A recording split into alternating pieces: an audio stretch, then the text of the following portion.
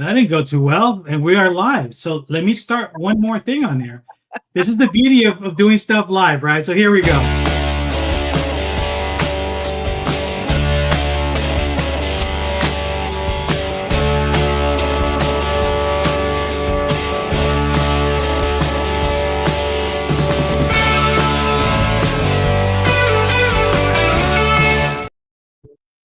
Hello. Now I can officially welcome you guys.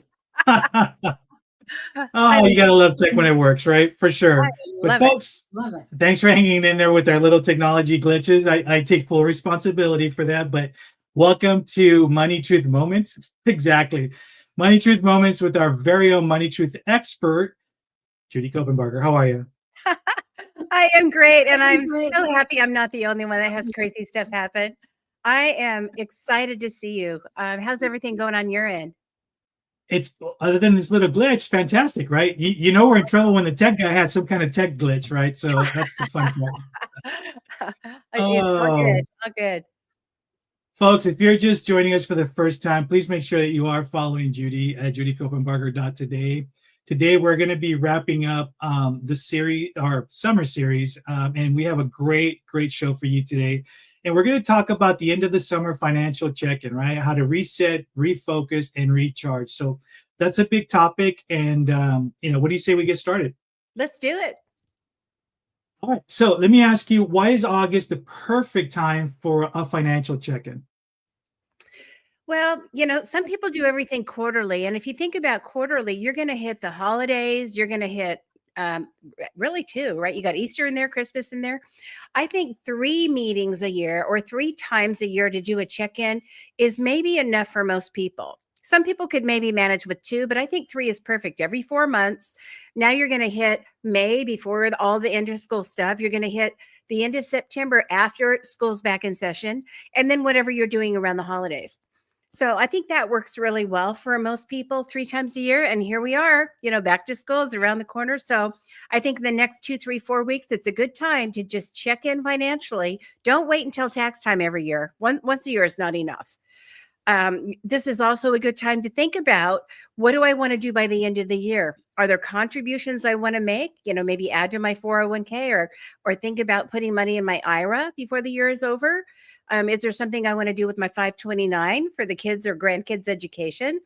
Is there something that I can do tax-wise, repositioning an asset to take care of some tax strategies, maybe tax harvesting? There are things that you can do if you have time. And if you're planning right now, you'll have time before the end of the year to get it all done. Remember, you got the holidays. And all the people that you're dealing with at the banks and the financial institutions, they're a little bit thin around the holidays. How many people can help you? It slows down. So this is a good time. Get it done. Figure out what you're going to do in the next month or 2, and then implement. It's something that always we tend to forget is, and I want to get your opinion too, is what are some of the most common financial habits people fall into during the summer, whether they're good or bad, Well, I think the bad habits is what we want to talk about, right? The things that we'd rather do more, better, different. And I think because we're out of our routine in the summer, it's easy to overspend. The convenience, the convenience foods, the convenience barbecues, driving in. You got the kids home. It's like, oh, well, now they're consuming more. So there's so many things that when we're out of routine, it's easy to do. And I'm thinking, during the school year, you've got karate, you got piano lessons, you have your routine, you're at the soccer field, and the baseball field, and you've got your Bible study, and you have your routine of the after school programs and everything you're doing. And so usually meals, food is the biggest variable on almost every family's bottom line on their spending plan. It's just amazing how much you can spend on food and how little you can spend on food with some planning. So things like that. And in the summer, it's like, oh, now we need more toys. The kids are home. They need more entertainment. They need more, whatever, travel, all of that. So getting out of the routine can really do a number on the budget if you're not careful. Yeah. And I think one of the other things that families tend to avoid is the B word, right? It's the whole budget thing. You mentioned that everybody just goes, oh man, let me go hide, right? Yeah. But, in talking about spending plans, how can families begin this check, right, without feeling like really overwhelmed? Oh, I think it's a mindset thing. Overwhelm is a mindset, isn't it? We choose to Mhm. be frustrated or upset, or we should ourselves. I should have, would have, could have, right? All of that. So I think a simple way to just fix that and not be overwhelmed is make a short list. Not judge yourself and think, oh, there's 50 things I did wrong. Just make a short list of 3 things that I can do more, better, different. We're always learning. We're always evolving. And this is one area, financial is one area that we have to master. So making a short list of, 3 things I could have done better. I wish I hadn't spent that. I wish I had spent that, or I wish I would have been more creative, so it was less of an impact on my spending plan. Just 3 things you can do a little bit better next time, and then plan that way. And and that's the other part of it, that folks, you're having this great time in summertime, you forget about your responsibilities, really, right? Until school is about to begin and everybody's just in this panic mode. And I think that's usually when we start creating mistakes, start not really thinking through because you're so far in a rush, right? um, what do you think are the biggest areas where people tend to overspend in the summertime? Well, as I mentioned, I think it's the food, the convenience things. What do we do for convenience? Um, and then you think about opportunities. There's so many opportunities in the summer for camps for kids and swimming lessons and all the different fun things. And we want our kids to have those great experiences, play with their friends. We want to travel. We want to do all that stuff. It doesn't always have to be the big Disney vacation. Those are great, cruises, going to Hawaii, all that stuff. But even the local staycations can be costly if you're not careful. They don't have to be. And we've done several episodes about free things that you can do in your own backyard that can make the most robust, amazing, entertaining summer ever. You just got to look for those, right? It's not the normal thing. It's not the heavily marketed stuff that you hear and see about all the time, that people talk about all the time. So I think just cutting down on the extra stuff that you don't need, then you don't have to beat yourself at the end of the summer. And it's going to be those things, the convenience things, the food things, that are probably going to impact the budget, you know, in the worst way, in the biggest way. And and having said that, do you think that reviewing your summer spending can actually help families just make better decisions in the fall? Of course, yeah. There's always room to improve, and if you do that 1% rule, there was a financial guru years ago that just said, just improve one little thing, 1% every day. And if you do 1% every day, at the end of the year, you're like, how much better? Many, many, many times better. So that is a great rule of thumb. It's just like you kind of debrief your day. In business, we do this all the time. It's like, okay, we had that event, or we had that meeting, or we had that marketing, project or something. We built that product. We provided that service. How did it go? What can we do more, better, different? And so I think if you debrief at home too, but spending is easy because it's a dollar number, right? It's a certain amount. It's finite. It's easy to measure. Some parts of life are not so good to measure. It's so easy to measure, like how well do I feel? After going to the gym Yeah. for a while, or taking my supplements, or sleeping.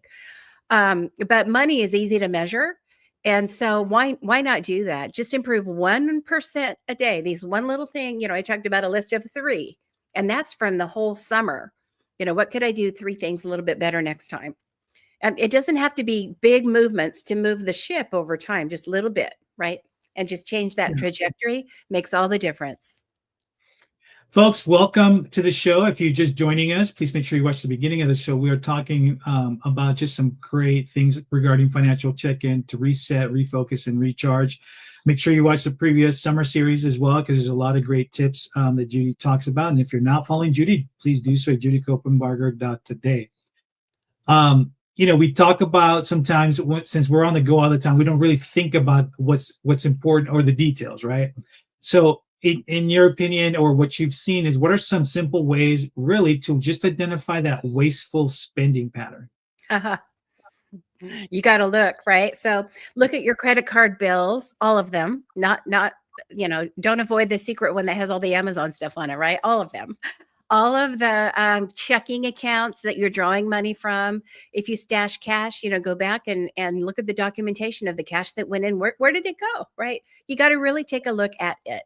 So once you do that, you'll probably discover patterns where you overspend at the grocery store. And that's easy because grocery store, it's everything else, cleaning things, paper goods, all the other stuff. There's toy section, there's all that.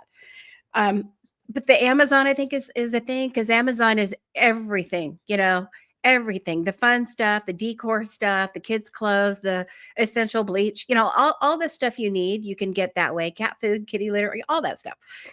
And so it's easy to kind of tuck in there things that, did you really need it? You got needs, wants, and wishes.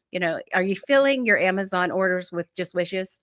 You probably could have done without some of that. I don't know. It's worth checking, and your credit cards are going to give you the truth, the real numbers there. And I think if you look at the, that's probably it. If you look at the Amazon thing, the grocery store thing, there's the big Costco stores. If you have those big superstores and you shop there, if you have a family, you probably are aware of all that.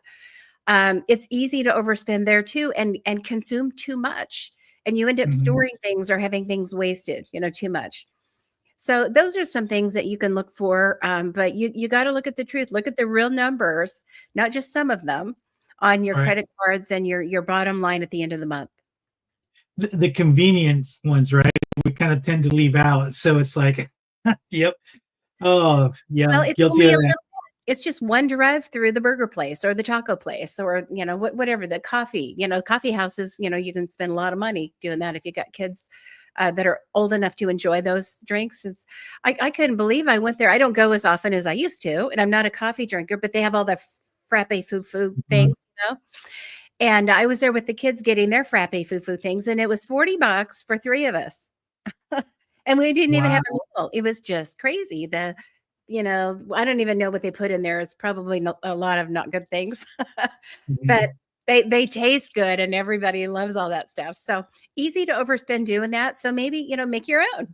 I mean, at home, I can make Judy bucks, instead of Starbucks, I can make Judy bucks, and maybe make an event out of it. Go outside, enjoy the patio, get out in the sunshine and fresh air, and have a coffee there instead of on a patio, somewhere retail. So many options. And what's funny is that people don't realize, like, when they're making these drinks, you realize they're putting them in these cups filled to the rim of just pure ice, and you're getting maybe about that much, and you're paying $8 for that much coffee, right? With all the extra added stuff, which is nuts, right? Crazy. And it's just funny to see people like, man, why are you spending that much money on just this? Like you said, like, when you can make it at home, and probably better as well too, right? Yeah. We mentioned mindset, but let's talk about what role does mindset play in doing this financial reset, right, at this time of the year? It's everything. Mindset starts everything. If you think you can do it, you're going to be right. And if you think you can't do it, you're going to be right. It is all between the ears. It's just everything in life is that way. If you believe in it, you can. If you believe not, you can't. And that's where, maybe you need a therapist. Maybe you need to go back and see, why do I have that belief system about that thing? And we all have it. By age 4, 5, 6, 7, experts say the concrete kind of hardens. And the way you see the world, the way you believe a lot of things is kind of set. And so to change that, you're not even aware it's happening. To change that, sometimes you have to look at it and go, where did that belief system come from? Did my parents do that? Did they say that? Who in my life influenced that belief system? And money is just one of those belief systems. It's like, should I be affluent? Should I have plenty of cash? Should I never struggle? Should I have enough and enough, not only for my family to live well, but to give away and share with others? Or is it always a struggle? I've never been good with money. I'm always going to have to live in a less house than I want. And it's always going to be a struggle. And I just can't get out of debt. It just seems like I'm spinning. I've been here before. That's a belief system. So knock it off. I just, it's kind of like, don't do that. It's not that hard. Very, very simple. Not always easy, because of the belief system that we have, that sometimes it's operating in the back of our mind. We don't even know.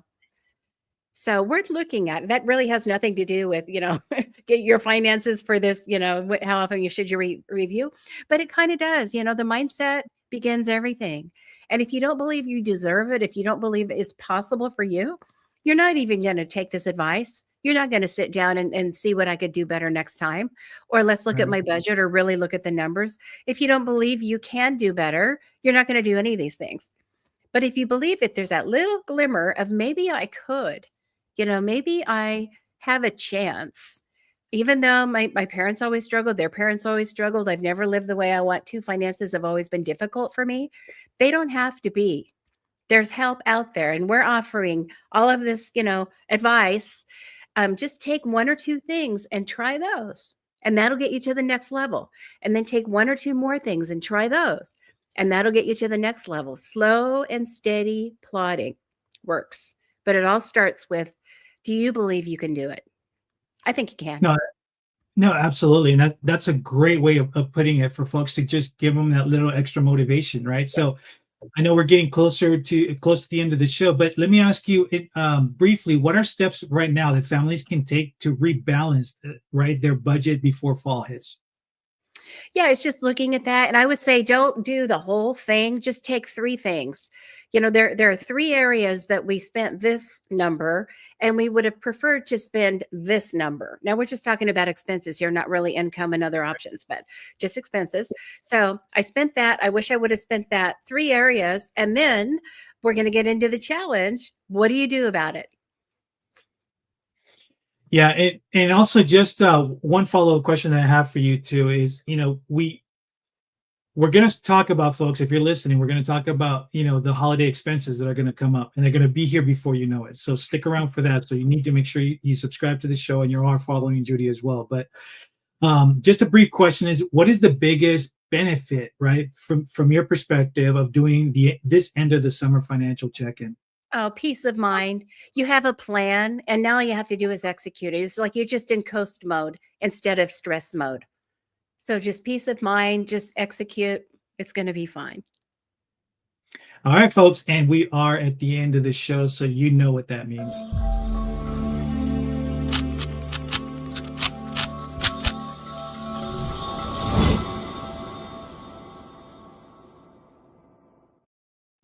It is our money challenge. What do you got for us today? Yeah, the challenge is just more better different, right? Make a list of three things, three areas that you didn't like how things turned out last time, and what we're going to do this time.